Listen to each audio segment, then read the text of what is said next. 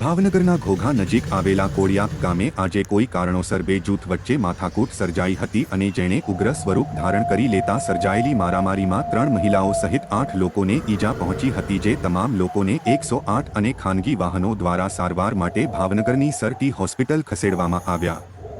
સામે હુમલો કરનાર 8 થી 10 જેટલા શખ્સો હોવાનું કહેવાઈ રહ્યું હતું. બનાવના પગલે પોલીસ દ્વારા કાર્યવાહી હાથ ધરવામાં આવી.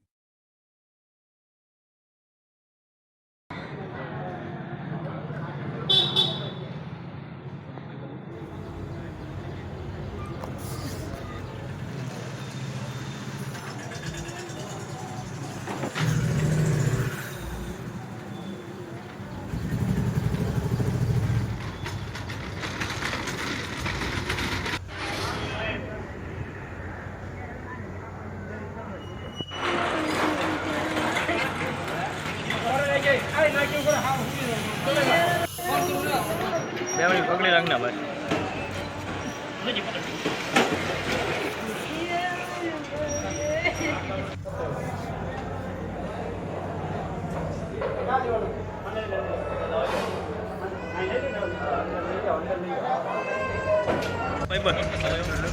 સાઈડ માં રહેજો ભાઈ.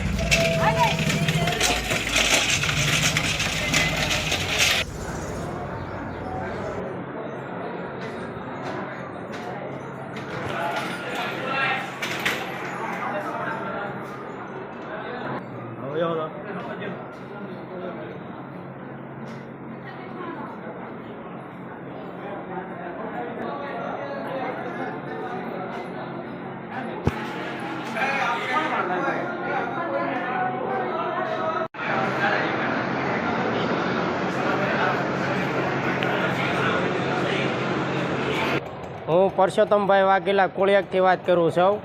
મારા દાદાની દીકરી 25 વર્ષની છે, મૂંગી છે. એ બહાર જવા એમ પેશાબ કરવા ગઈ હતી. તા મગનભાઈ ગણેશભાઈનો છોકરો છે, અજયભાઈ મગનભાઈ. એ શેઠતી કરવા વાણ ગયો પાછળ. એની શેઠતી કરતાં છોકરી ભાગી, તે છોકરીને વગાડી દીધેલું છે.